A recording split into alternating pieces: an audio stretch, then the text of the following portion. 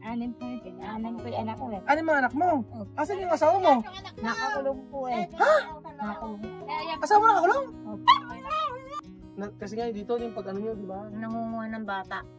Oo, nangunguha ng bata. Eh nakita ko kayong dalawa. Sabi ko, ipasok mo sa loob. Baka talagang nangunguha yung Kupit, nakaputi pa daw tayo.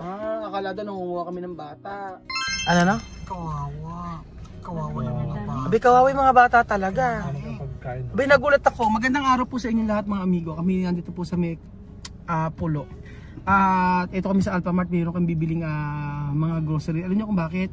Galing kami doon sa may dito, mushroom. Tapos, mayroon kami na mataan na isang pamilya yun. Nakita namin yung mga bata talagang iba. Kaya, sabi ko, ito yung pwede nating tulungan. Isang pamilya siya eh. Tapos pag nakita nyo yung bahay nila, matindi mga amigo, parang tagmi-tagmi lang. So, bilhin natin sila ng grocery, no?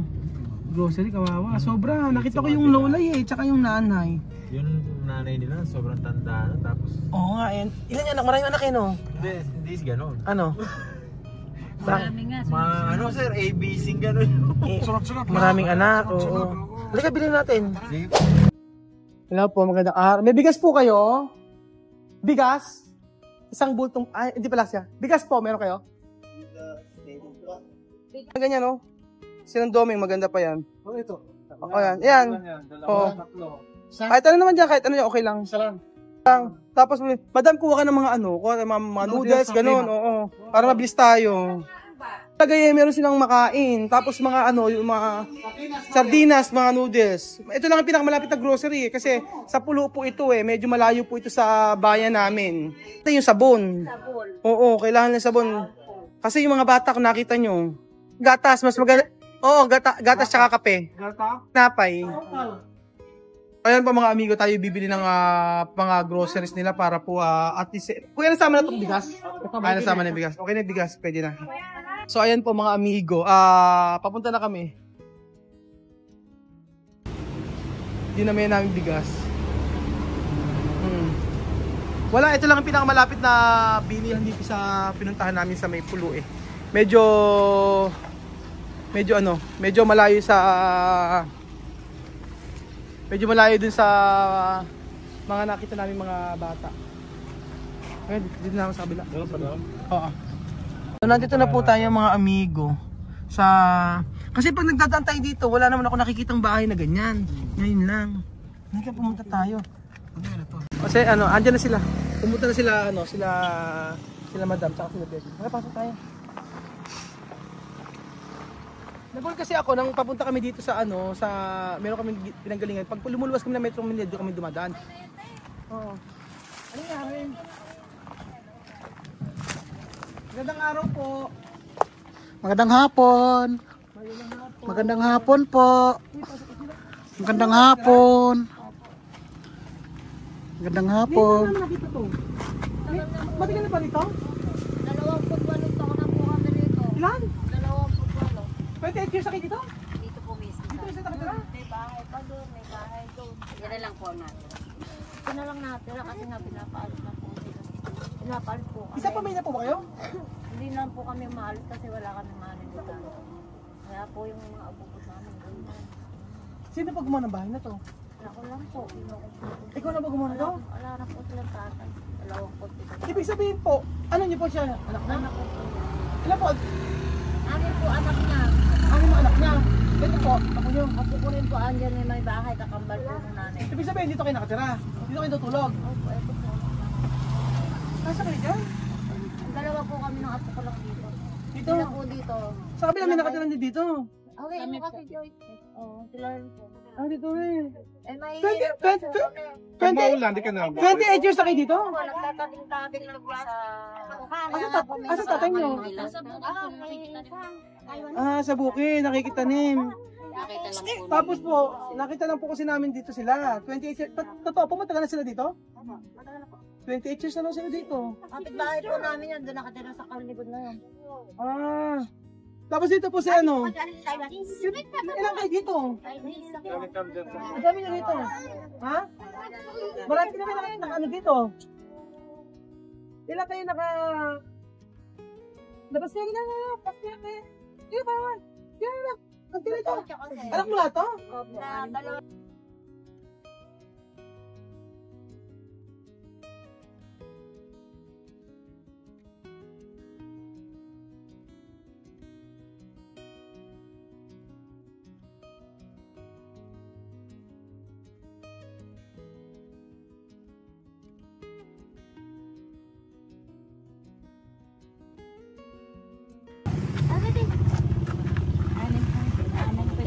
Ano yung mga anak mo?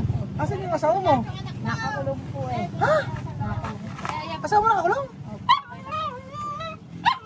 Wala po. Wala naman nakariyan. Hindi sa mga anak ko eh. Eh ba? Nakakulong po yan. Ang asawa ko. Nakakulong asawa niya. Shit! Ibig sabihin 28 years ako dito? Ano po yung may sakit na epilepsy? Sino may sakit? Ano ito may sakit? May sakit na epilepsy daw yan. Hindi napapagawa. Sino may sakit na epilepsy? Nakayelo. Nakadilaw? Paano po kayo, nagtatrabaho kayo? Hindi, ala po. Ala po kung trabaho. Yan naman po. Eh paano kakain? Nagbibigay. May nagbibigay. Ano yung anak niyo? Isa, dalawa, tatlo. Kahit di ba? Hindi po yung isang anak ko sa kakapal ko. Kakapal. Kung sila nakatira mga amigo, kasi nang pagpunta namin doon, hindi naman namin nakikita yung park na to. Actually, nagtitingin-tingin kami sa mga lugar-lugar na to kung sino pwedeng matulungan. Pero wala talaga kami nakikita. Pero nagulat kami na may pinuntahan kami dito, mayroon pala nakatayong dito. Nakita ko yung mga bata, mga kanina, mga nakahubad pa yan. So sabi ko, inano ko kasi bumili tayo kako ng grocery. Parang ako mabigyan kako sila. Kaya nag-aaral po sila? Ito po, nag-aaral po. Saan po nag-aaral? Diyan po sa elementary. Elementary. Tapos ilan taon na po to? Ano po? May ano siya? Ano yung nasa mata niya? Kulani. Kuliti. Kuliti. So ilan taon to? Ilan po taon po yung bunso nyo? Dalawa yung bunso. Tapos susunod? Ito po. Ilan? 5 po. 5. Tapos isa? 4 po. 4. Ito? 6 ito? Ano na po yan eh? Ilan ka na ba? 11. Wala ka pasok? 11 na siya? Pasok. Hindi pumasok. Hindi pumasok. Tapos ikaw, at ano mo siya? Tita po. Tita niya po. Tita. So, dahil pala ano. Tapos si nanay, anak niya siya. Ito anak niya. Yan po anak kong bunso. Kasi naman kayo sa loob. Kasi po kayo sa loob tulog. Dalawa po kami nung apo ko, yung sumunod doon sa babae na yun. Ako po nagpapalaki. Kaya nagpapalaki. Buti hindi kayo pinapalis dito. Napaalis na nga po, wala lang kami lilipatan. Pinapalis kayo dito, wala lang kayo nilipatan. Kaya nga po yung mga abubot namin, ganyan, nagtaalat lang pinakita. Taga saan po talaga kayo? Dati kaming gapan. Gapan talaga kayo nakatira. Tapos, Nung nagloko yung ama nila ng babae, umalis kami, sumalpa kami dito. Kahit di alam mo. sabi nakakulong. Yun yung asawa po niya, manugang ko pinakakulong. Manugin mo nakakulong. Tapos, Wala na po akong asawa, buhat nung nauwi siya dito. Ba't nakulong? Parang nakulong. Sa utang po. nakulong dahil sa utang? Kasi po nung nanganak siya, wala siyang mapagkunan, alang trabaho, nakapangutang. Oo. Ngayon po hindi niya nabayaran, umabot na raw po ng 20,000. Hindi na mabayaran. 20,000, ikinulong. 2 weeks lang daw. 2 linggo lang daw. 2 linggo kukulong. 2 linggo na po nakakulong. 2 linggo na lang Ngayon po, nakakulong. sinasabi ko dyan sa ng Letin, saan po kami pupunta? Nakain nga lang. Saan po nakakulong? Yan po sa Nasidro. Ano po trabaho niya? Nakikibukid-bukid lang po. Nakikibukid din. May utang ng 20,000 tapos pagkayari tapos hanggang hindi nakakapiyansa, hindi lalabas, gano'n. 20,000 ang utang. Naiutang yun dahil Sa kanila, nung nanganak nung siya. nanganak. Kanino umutang? Hindi po taga San Nicolas po Bakit po, hindi lang pwede pag-usapan pag gano'n? yun po ang sabi, hindi po, naghahanap pa nga po kami ng mga katapat na hindi ka tanggihan ng utangan. Kung kami lang po, baka hindi pa sila. Nakawa ko sa mga bata eh. Talaga po nakakaawa. Yung mga bata, okay yung mga bata. Buti nga po, hindi nyo inabutan kumakain sa ganyan. Ano ba? Talaga po anong magawa, ganyan. Ano pa sabi niyo mo? Buti nga po, hindi nyo inaabutan sa lapag-lap kumakain, may plato, ganyan. Talaga Para po silang taga-bundok. mga apo niyo. Mga apo ko po sila, wala naman po akong magawa. Kasi wala po buhay, wala akong hanap buhay. Kaya, Ilan taon ba kayo? 68. 68. Okay naman pakiramdam niyo, malakas naman kayo. Okay naman, di ako nagkakasakit. Kaya lang ang hanap buhay namin sa bukid. Ayun anak kong panganay yung nakapula na yun. Ano pa ginagawa natin sa bukid? Namumulot ng palay. Anong wadang palay? Kumain mo ba kayo? Sila po siguro kumain na, inulam daw po ay kamatis. Kumain pa nga. Eh ako po nakakatulong, nang gisingin po ako eh, nahulog pa ako din eh. Kasi po sabi nila may kotse daw eh. Eh takot nga po sila sa kotse ban eh. Kasi nga dito yung pag ano nyo, di ba? Nangunguha ng bata.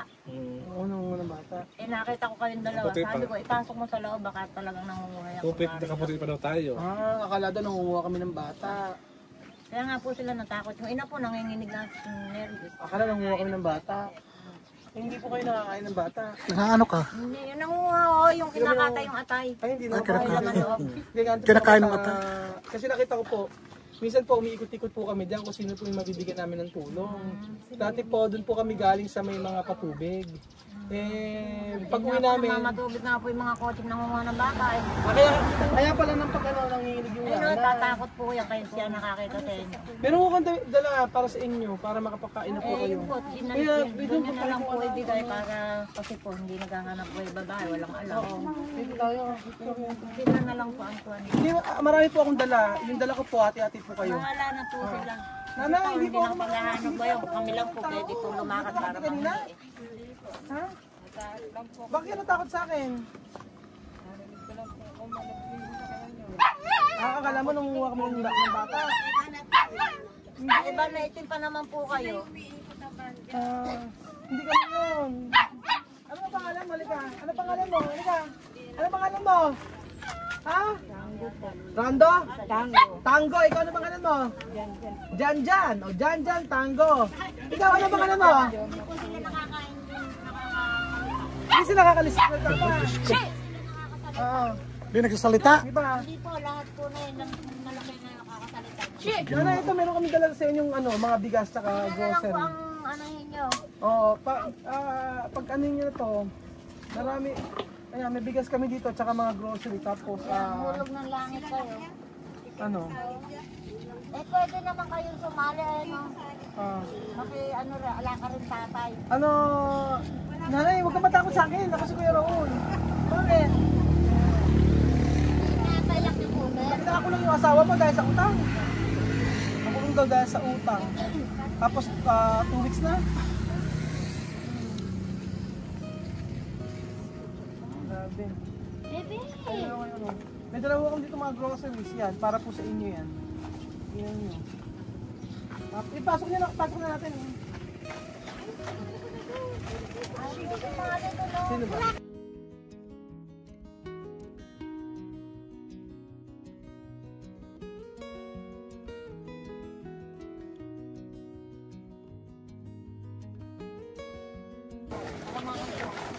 May mga anak niya eh, oh. Tingnan mo po. Mga sugat-sugat. Sukat-sukat. Mga po sila mga special. Special people? Special child? Special child. Sino? Sila lahat daw. Lahat sila special child? Ate po nanay. Hindi nagsasalita. Alam mo nanay sa buhay. Bakit? Ito naman di ba? Ano po siya, manugang? Ako ay anak. Anak mo to. Eh, kasi po mainam nung nagsasabi ng totoo kaya siya nagkakalit. Bakit po ba? Special po sila. Bakit na? Ano nangyayari? Ha? Naiya ka? Wala siyang ano, kahit tanongin niyo anak niya mag-birthday. Hindi niya alam. Hindi niya alam eh. Ay, Hindi niya alam. Special child to? Hindi siya child. Malaki niya. Special mother.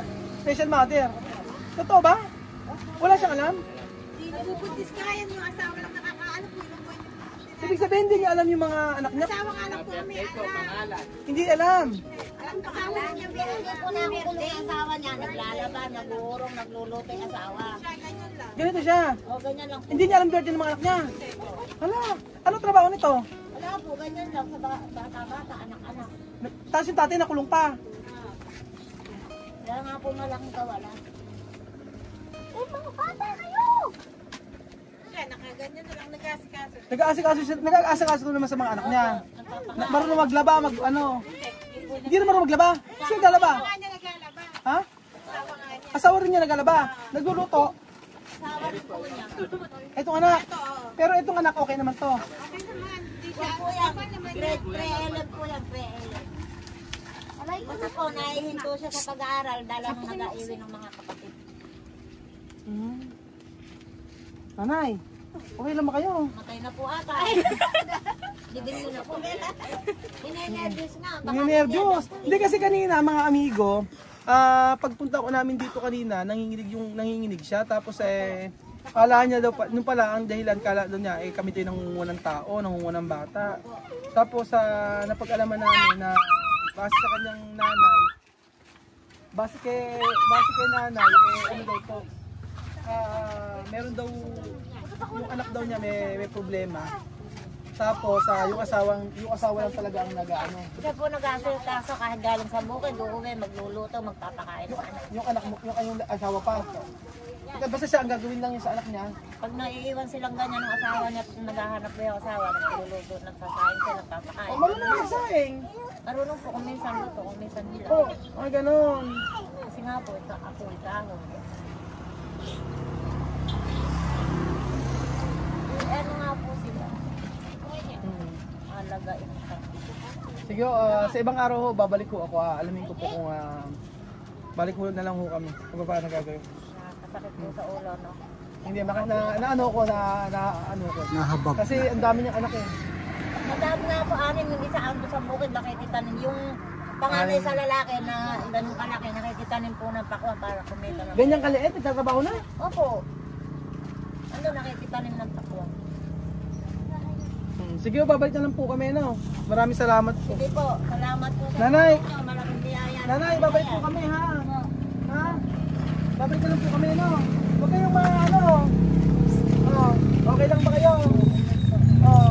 Ano ba nasabi niyo? Pakita, maraming salamat sa tulong nila, malaking biyaya, malaking tulong. Salita ka kasi. Dapat nasabi sa vlog. Ano, no? Maraming salamat. Ethel, pasalamat ka na. Ikaw, Ethel, pasalamat ka. Ethel, salamat ka, Ethel. Pupunta ka sa loob. Walang ano, basta mag-ingat po kayo. Kumain po kayo. Meron dito tinapay, oh. Mag-tinapay kayo.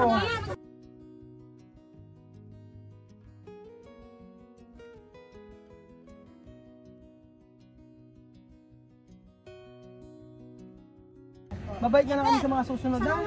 Ano ba pangalan nyo? Raymalin. Raymalin daw ang pangalan. Sige, mag-iingat po kayo, ha? Tabi sila ng kalsada, eh.